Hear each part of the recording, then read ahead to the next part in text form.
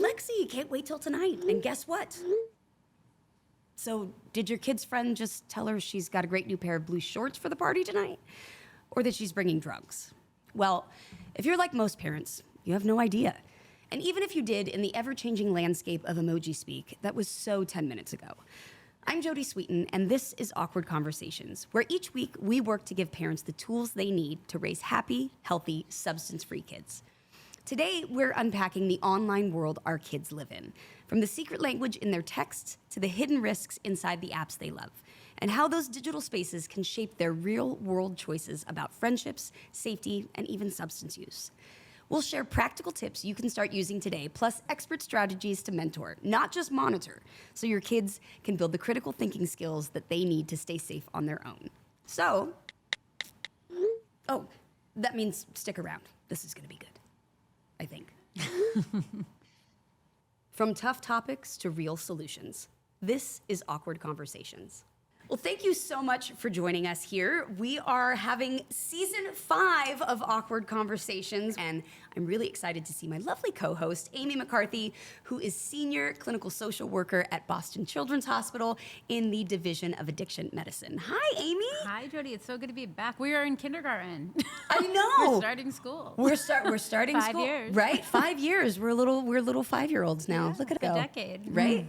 It's so good to see you, though. And I know there have been some big changes for you since last season of Awkward Conversations. Yeah, I have joined the parent club. Woohoo! So finally, I have to, watch now, like all the things I've been saying for years about helping parents. Now I'm ready to apply, hopefully, Right. fingers crossed. But yeah, I'm excited to be a new parent and to a 7-month-old little daughter. So, Oh my gosh, congratulations. Thank And you. It's so, they're so little and so cute and so not having to worry about some of these things.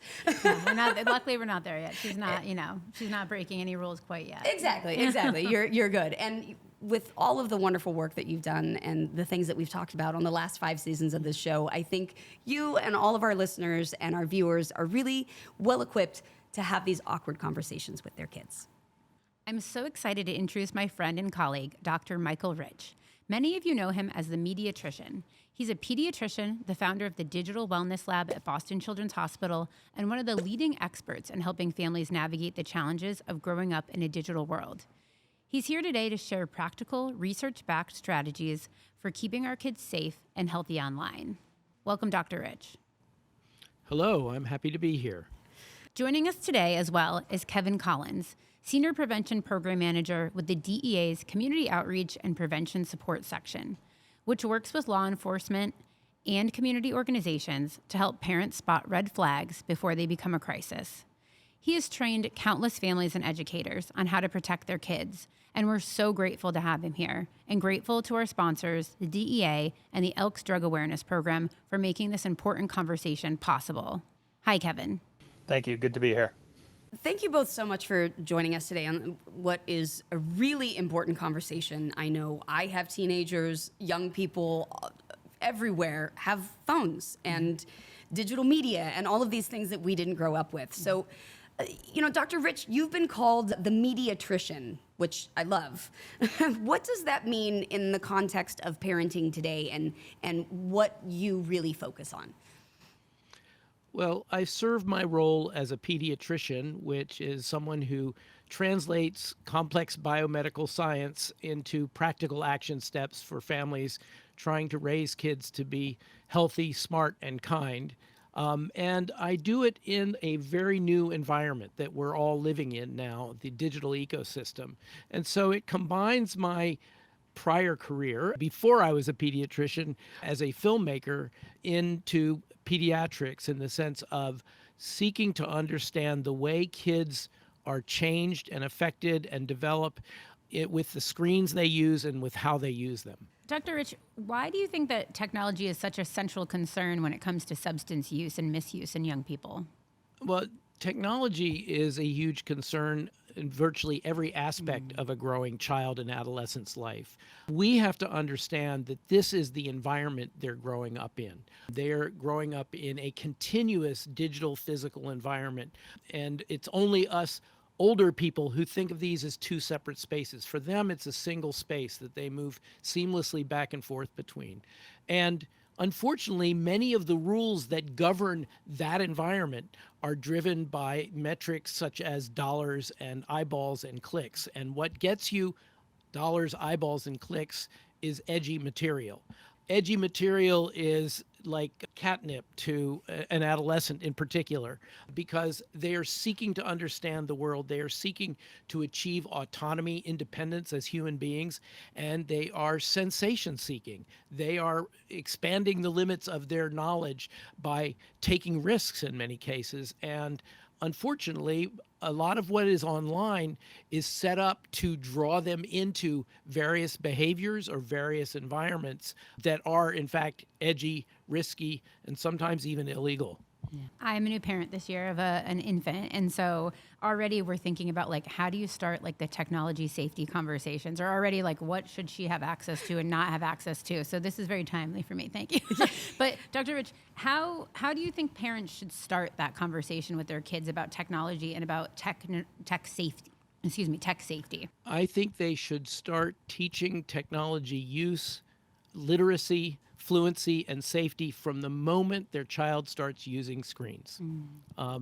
That means sitting next to them watching Sesame Street and talking it through with them and demonstrating critical thinking and critical viewing. Why did Elmo behave that way? Why did so-and-so act mean in that situation? And help these kids understand that, first of all, media are a construct. They are created by someone with an intent in mind for them to behave in certain ways, for them to understand, what the letter A is and what words it starts, but also to understand how to behave with other people.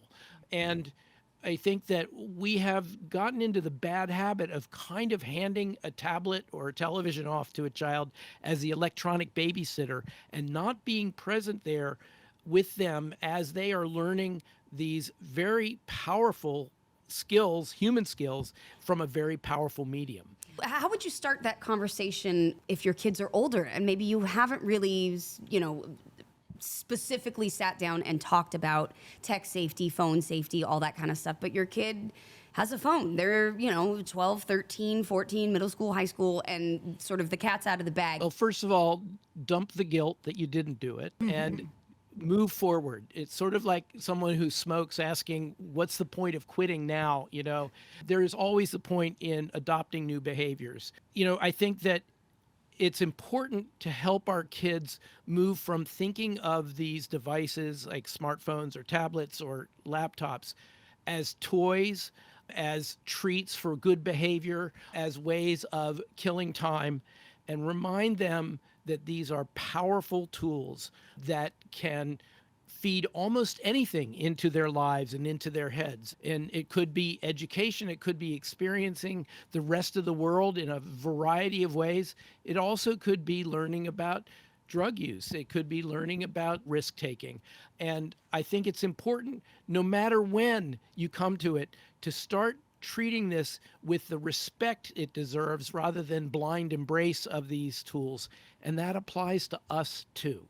In other words, we should not only be preaching to them, we should be modeling for them the behavior we hope to see in them, because they listen to 1% of what we say and about 100% of what we do. For sure. And according to NIDA, teens whose parents regularly talk to them about this topic, about technological safety and online safety, they're 40% less likely to engage in risky behaviors. Absolutely. I would love to hear from Kevin examples of what parents are finding on their phones, how the DEA, is recommending that parents talk to their kids about some of these safety things, and what you're seeing out there and how technology and substance use are combining to make the problem even worse.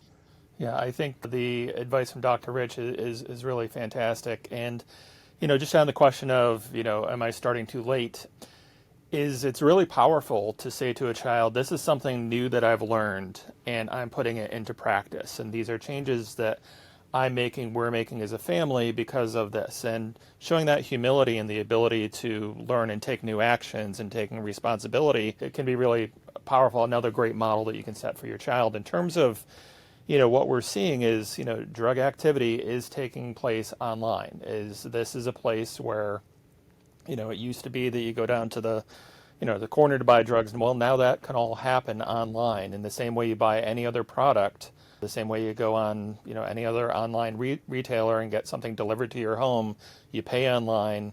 That happens with illicit substances as well. So it's something for parents to be aware of and to really monitor and to step in and intervene as necessary.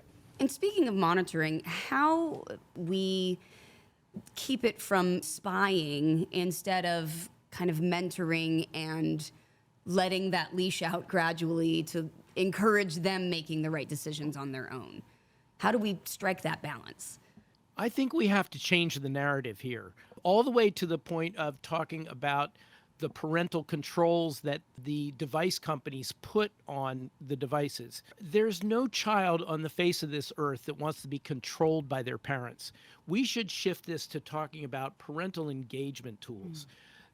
Many of them are the same tools, but the way we talk about them is different, which is, let's learn this new technology together. Let's learn all of this together with curiosity, not with fear or guilt or blame and shame. If we recognize that these kids are living in this single seamless ecosystem, digital and physical, we need to parent them in the digital space just as we do in the physical space. And if we wouldn't send our child to a party, being held by unknown parents in an unknown place, whether there are going to be weapons or drugs or whatever is happening there, we shouldn't send them the same way to the 24/7 party that's happening online.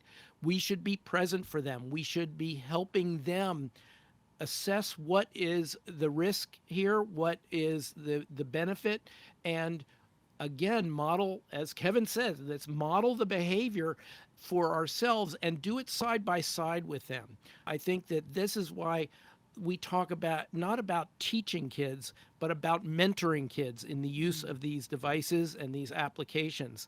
One interesting thing is I've had so many parents tell me they dread the internet talk more than they dread the sex talk because correctly or incorrectly, they think they know something about sex, but they're sure that their kid knows more than they do about the internet. And they don't like being in that relationship where they're not the expert teaching. Mentors learn as much from the mentee as the mentee learns from the mentor. That allows the parent to sit down with their child with that new smartphone and be curious together. And frankly, learn some things about that smartphone that kid knows that you don't know. But what you're doing then is you're opening a dialogue with them about their digital lives that can then move forward into their digital behaviors so that you're there to backstop them, to, be available to them when they come across something that confuses them, upsets them, etc. And I often say to parents, if you are not ready to talk to your child about pornography, you're not ready to give your child a smartphone because they're a click away from it. Speaking of that, Dr. Rich, what are signs that a child or a parent might be ready to give their child a smartphone? Is there a certain age or are there certain kind of, markers that you might suggest looking out for? There is no magical age at which a child becomes able to manage it. As we know, working with kids all the time, every child is different. It is not an age-based thing. It is a developmentally driven thing, and some kids are ready earlier than others. I also am very concerned that setting an age is based both arbitrarily, as in not without science behind it, but also based on a so-called neurotypical child, which means that we are basically excluding a whole chunk of kids who are thought of as neurodiverse. Without going into it, I think we're all neurodiverse in a variety of ways, but parents know their child better than anybody knows that child. And when that child needs that power tool, they believe they can handle it with responsibility and with respect for themselves and others. That's when the parent sits down and has that very explicit, curiosity-driven mentorship talk about this device and opens the door to, this is going to be an ongoing work in progress. We're going to learn this together. And when you run across stuff that freaks you out, talk to me. Don't feel like you have to hide it from me because I know it's there and I know you're going to stumble across it. I'm not blaming you for that, but I do want to be there for you when it happens. talking about phone safety and parental controls and all of these things, I know as a parent, I went through all of that stuff, but it's really easy to find on the internet for kids how to turn that stuff off, how to override, at the screen time, how to override parental controls. So, I've also had to kind of do the hunting for what they're looking for, which is how do I undo this and how do I kind of stay a step ahead of that? Right. What are the ways that we can really thoroughly go through our young people's phones? Or not go through, but monitor. To stop being the police and start supporting their success. Because first of all, I am sure that you did not find everything your kids can find, and you are incomplete at that. But so you don't want to be chasing something that you're not going to achieve. You're also not going to want to set that atmosphere of good versus bad, right versus wrong, and really make it about healthy versus less healthy, respectful and caring of yourself and others, as opposed to doing something bad that I'm going to punish you for, because that will drive them underground and you'll never find them. Many of the real tragedies we found with kids who have overdosed or who have died by suicide were in situations where they were keeping their digital lives secret from their families because their families frowned on them. And so I think that if we can be co-experiencers of the digital space with our kids, have the ability to monitor their behavior online, but not necessarily do it all the time. So it functions in a way to change their behavior, much the way that random drug testing in the workplace changes workers' behavior. But if we leave that door open for them to say, hey, I came across something really weirded me out today, that conversation is more likely to happen. And even if it doesn't happen, the child's behavior is going to be different because they don't want that conversation to happen. Right. They will realize that this isn't good for me. And ultimately, about the screen time and the various technological fixes to protect kids that don't work, the most important software for protecting your child online sits between your kids' ears. It's empowering them with the knowledge and information and openness of this information that they can learn to take care of themselves and each other and even take care of us. Yeah. I love what you said before, Dr. Rich, too, about like this is an extension of the IRL, the in real life. Like this is a whole part of their social circle, their everything. Right. And so treating it in the same way. So yeah, I wouldn't let you kind of, walk around with, a pack of cigarettes on your desk. I'm not going to, I need Right. to know what's going on in this other extension of your life. And by knowing what's going on and you knowing that I know what's going on, that is a prevention strategy in itself of, sorry, maybe I have to say no to my friends that I can't make this choice or do this, activity, engage in this behavior. My parents are watching. My Right. caregivers are watching, and they're keeping me safe. Right. And also we've And talked I about would it. say sorry. even one more step than keeping me safe. Throw your parents under the bus, right? Say, I've got the world's strictest, nastiest parents. I'm really sorry. I can't be online when you want me to be online, or I can't respond in a certain way. Yeah. These pesky adults. Right. And I was going to say that one thing we've talked about too, and Dr. Ritchie really touched on, is not freaking out when our kids come to us about things that maybe we weren't expecting. That mom face of listening and internal, like, oh my God, I can't believe they're saying this. Sometimes you got to keep that on the inside so that you can let them know that you're a safe space, that you're not going to react, you're not going to freak out, you're going to be able to have a conversation and help them with it. And I know I've been very fortunate that I've tried to keep that door open with my daughters, and sometimes they come to me with conversations that I definitely have to keep that face on for. The other face to keep on for them is also reminding them that you were them once. Yep. Right? That you were 13 years old once, and you did go through this, and you did face these same dilemmas. It's really helpful for a kid to recognize the humanity of parents, and to echo Kevin, also our humility in approaching this. We are not perfect, and for the kids to realize that we're not perfect, it makes it safer for them to acknowledge that they're not perfect either. Welcome back to Awkward Conversations, and welcome to Season 5. Saving lives means staying informed. Knowing the dangers of using fake prescription pills can help those you care about and keep our community safe. As a parent, educator, neighbor, or friend, we all play a role in building safe and healthy futures for ourselves and our loved ones. Do your part to take the first step today. Visit GetSmartAboutDrugs.com to access education, prevention, and treatment resources. Fake prescription pills laced with fentanyl are deadly. Be their protector. Be informed. Visit GetSmartAboutDrugs.com. You're listening to Awkward Conversations. Thanks for being here. Kevin, a couple years ago, we went through kind of things that parents could look out for, and we're going to do that again today with some updated information. Could you tell us what you're doing at the DEA's Community Outreach and Prevention Support section to help parents, understand and learn what to look for? Sure. There is a program called Hidden in Plain Sight, which some of our community outreach specialists use. Other organizations use it as well for things that parents may see in real life in their kids' room that may indicate that there may be an issue with substances, that then ideally parents would have a conversation with their child about saying, hey, I'm seeing this is concerning me. Or if things have progressed further, to be able to actually identify, hey, there are substances that I need to be aware of and I need to take action to protect and help my child. We're now looking at the virtual version of this and working on a video presentation right now called Hidden on Your Kid's Phone to be able to identify those things that you may see on your kid's phone that you may want to keep an eye out for.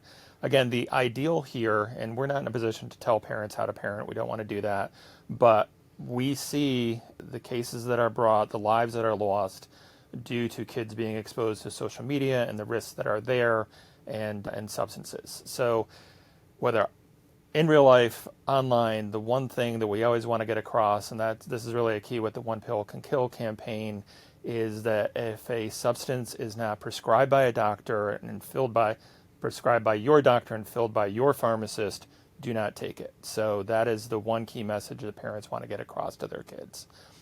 The other is, and I'm a dad, I've got my two daughters, they're 21 and 23 right now, so we've been through a lot of this, is I love you and I don't want anything bad to happen to you. And all my behaviors are really driven by that love that we have for our kids. We want them to be safe.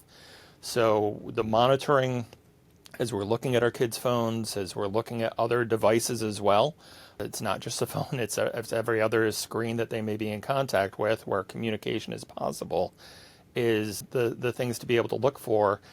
And if you're looking at their phone, you don't want to wait until things are getting tense and bad and you think that there might be a problem. You want it to be going on a regular basis. Maybe not every day, but at least once a week to be saying, hey, can I take a look at your phone? And being able to unlock their phone as well is really critical, that you have that ability. And again, it's not because I want to invade your privacy. It's because we together want you to be safe. We want you to be healthy. We want you to be happy. And I'm really trying to help you through this very tough time in your life. So there's, some apps to be looking at. And again, any app that is mentioned is not because that's the bad app and other apps are good. Any app can be used in a bad or good way.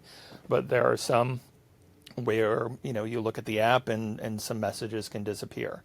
Others, what may show your child's location. So it's a conversation, asking open-ended questions. How do you feel about that? How do you feel about the ability to share your location with others? Why would you turn that on? The other thing to look at is some apps can be used to hide other apps and notes and photos, etc. They're called vault apps. So as a child downloads an app, again, as you look at that, hey, this is a new app, let's take a look at that. As you look at the description, is it actually a clock or a calculator or a little piano to sew on, or is it something that is hiding other content? So then you can have a conversation about that. And again, the time in the day is a very real issue here to be able to track everything. You don't want to be in a cat and mouse situation where you're trying to chase after them. Having the ability to say, hey, this is our weekly check-in on your phone. Let's take a look and see what's going on. Is there anything you feel uncomfortable about? That opens up the opportunity for a conversation. As you're looking at the messages, again, the emojis that we've talked about. Best thing to look at is we've got an emoji guide on our website, and we can, I'm sure, provide a link to that. And we're always looking to update that as well. And again, the emojis that you see on that guide can really be the start to a conversation, because the emojis that are being used are changed all the time. The apps that are being used are changing all the time. The important thing is just to say, this is a part of your life. We really want to know what's going on there so that we can protect you, keep you safe, because we love you and we don't want anything bad to happen to you. One thing that I wanted to highlight that is so important about what you said too is, again, this regular check-in time being something, if you're doing it ongoing, then it doesn't feel like a punishment. Or like it's now like this power and control thing of like, I suspect that you did something and now I'm going to check. It's just a part of kind of, it's almost like you do your chores, like we do our laundry once a week. Yeah. Right. And we have a conversation and we're also connecting in that moment. And also, something that I've heard can be helpful is being able to check also like what were the most frequently used kind of apps or, like how much of your usage time is kind of going on and things like that. Because then if young people are perhaps nervous or, wanting to delete something that you can't find, you might be able to kind of see a little bit of a footprint. But again, it's not a perfect science in terms of you might not be able to catch everything.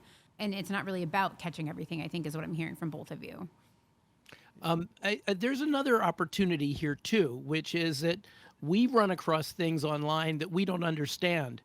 What if we were to take that to our child and say, can you explain this to me? So we are not only opening the door, but we're modeling for them this curiosity, this how do we figure this out together rather than, okay, I'm here as the expert to, protect you or to do all this, but more like, let's figure this out as we go along.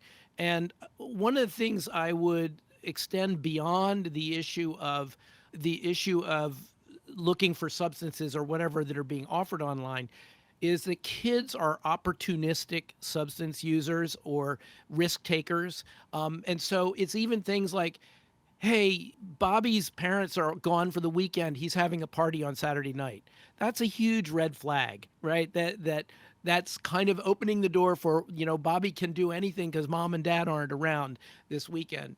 And I think the good approach to take is very much the one that we also recommend when a child is driving to a party and say, look, I'm hopeful that there won't be substances there, but if there are substances there and if you partake, I want you to call me or call an Uber. I do not want you driving home because more than losing, you're being grounded or more than getting punished is losing your life. And I value your life. We will talk about the rest later, but let's keep you alive. And one kind of touch point on there is the importance of talking to other parents as well. Again, parents may feel uncomfortable. I would encourage parents to get over that discomfort, is because whatever you're going through, other parents are going through as well. So to be able to have conversations with them and saying, yeah, I check my kid's phone, like, not the same night every week, but at least once a week I take a look. That gives that other parent more confidence to be able to say, yeah, I check as well and I got stuck on this. And then when your child comes to you and says, you're the only parent who does this, well, actually, I'm talking to the other parents and we're all doing it now, just to be able to, share experiences and also, to get through this together. This is a new time. This is something that our parents' parents didn't have to contend with. The whole world of social media and technology, it is changing so quickly.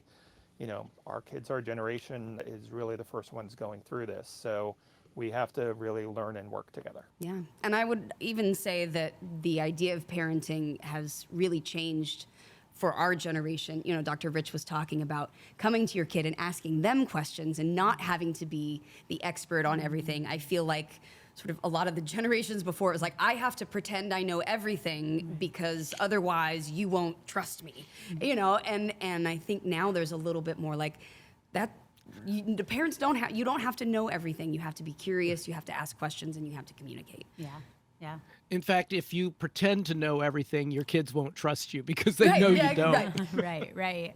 One thing to kind of go back to is that, and again, to have conversations with our kids is that there are bad actors online who are, this is the place where they can sell drugs now, and they feel that, they are less at risk of arrest, less at risk of getting caught.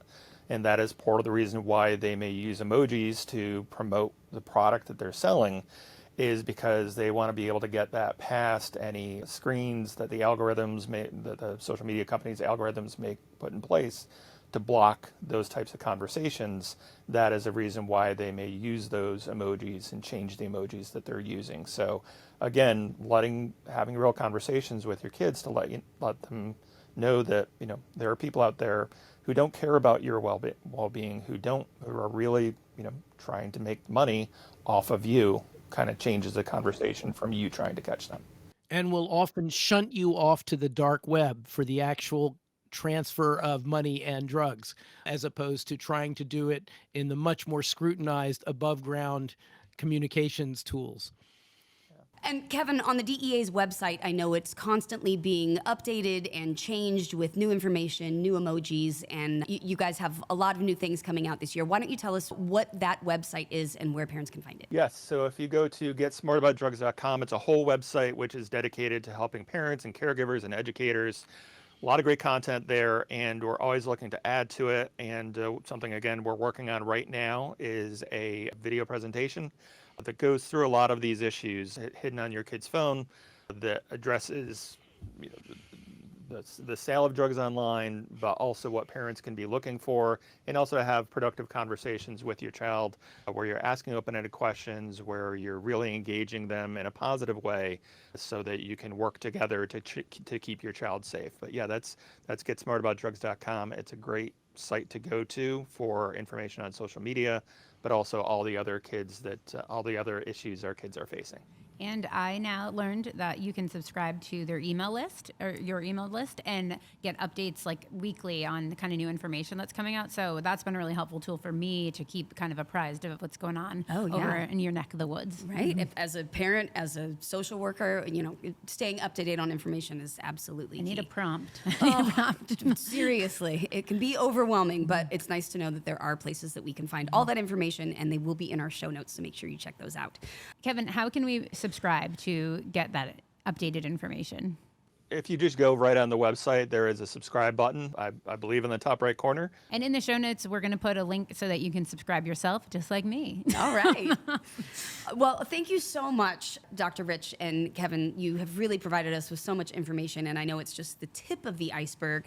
Dr. Rich, are there any parting thoughts you'd like to leave us with? First of all, I want to urge people to enjoy their kids rather than chase them all the time, to realize that this digital realm is part of their world, and have them teach you and enjoy it with them in many ways, so that we don't create it as a place of great danger, but as a place that they need to function in responsible, respectful, safe, and healthy ways. I would also offer the resources of the Digital Wellness Lab at digitalwellnesslab.org. And among them is something that I think that they can start thinking of holding websites and tech companies too, which is something called the Inspired Internet Pledge, which we were urged to issue by our Student Advisory Council, by teenagers. And it's a 3-point aspirational pledge for the companies to tune their products for emotional wellness, to listen and respond to those who have encountered harm, and to share information about what is healthy and safe and empathetic for their users and what's not so much. And while we were told that no one would ever sign it, we already have over 30 companies who have signed on to this, including some very big ones. So I would urge people to go to inspiredinternet.org, or you can go through the lab website to it. And finally, because we can't cover it all, I do want to offer the resources of the Mediatrician's Guide, A Joyful Approach to Raising Healthy, Smart, Kind Kids in a Screen-Saturated World. I tried to make it a lot of fun as well as very informative. So it tells a lot of stories of families and kids, but a lot of science backing it up to really indicate how we are changed by the screens we use and how we use them in positive as well as negative ways. I definitely need to get that. Kevin, what about you? Any last thoughts that you'd like to leave parents with, and any other resources that you want to recommend? I think really the better we can spend time with our kids online and really work together to tackle this in a family-wide way is really going to be super helpful in the long run. This is something as it changes, as AI becomes more part of their lives, part of these conversations, we really want to be able to adapt to those things that are going forward. But the bottom line we need to keep coming back to is that we want our kids to be healthy and safe. And there are really risky and dangerous substances out there right now. The drug supply that is out there is toxic, and kids are dying from this.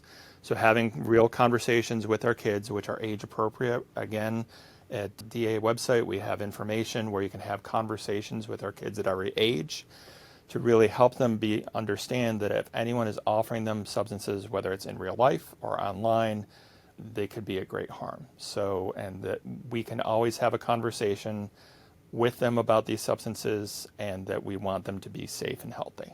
Absolutely. Well, thank you so much for joining us today. This is such an important, ongoing, never-ending, always updating conversation. And there's so many great resources, so make sure you check out our show notes. And also, one of the most important things I think Dr. Rich said was, let the guilt go. You're doing your best. You're doing a great job as a parent. So thank you so much for joining us again. We really appreciate you coming and listening and watching the show and getting all of the great advice from some really incredible experts. So remember, everyone, we'll see you next week, and keep those conversations going. Goodbye, everyone, and remember to use your media wisely and enjoy it. Goodbye, and thank you for this opportunity to share information. Well, thank you, Amy, for walking through another really important conversation. It's always a joy to have you. I'm so glad that we're back here for season 5, and I'm so glad that you have joined us again, whether it's your first season or your 5th. We're really, really happy that you're here, and we hope that you find all the resources that you need in our show notes. And here on season 5, we're going to have so many wonderful conversations, new conversations, some of the conversations that have been most effective. We're going to revisit those. We really, really, really hope that this helps parents out there create substance-free kids. So thank you so much for joining us for Awkward Conversations, and we will see you next week. So in the meantime, keep those awkward conversations going. That's it for today's episode of Awkward Conversations. I'm Jodie Sweetin. I'll see you next time. Nearly 21 million Americans have at least one addiction, yet only 10% of them receive treatment. Research shows that addressing substance use early, especially during adolescence, goes a long way in preventing issues throughout their lives. Substance use disorders are chronic medical conditions, but in the more simpler terms, it's essentially people continuing to use substances despite consequences in their life. People may, initiate substance use and not experience consequences right away, but over time that use escalates. There are changes that happen in the brain that make it more difficult to quit substance or discontinue substances. Some people refer to substance use disorders as addiction, but typically in clinical terms, we prefer the term substance use disorder because addict, derived from addiction, carries a lot of negative connotations and stigma. Recovery is real Yeah. and builds hope for others that they too, can find support and find the things that they need to, to stay sober. We tend to rely on psychosocial treatments, different types of therapies like cognitive behavioral therapy, contingency management, other therapies that are not medication based. You're not alone. People have walked this path before you, and so lean in to those networks. There are resources that are available to help parents who are trying to navigate this with their children, or parents like me who are trying to be prepared to navigate this with their children as they start to enter their teenage years. Make sure to check out GetSmartAboutDrugs.com. Parents, caregivers, you can find so many resources of great information there about how to talk to your kids and make these conversations a little less awkward. A huge thank you to the Elks DAP, which is the largest all-volunteer nationwide drug awareness program, and also a huge thanks to the DEA for their outreach program and for making this possible.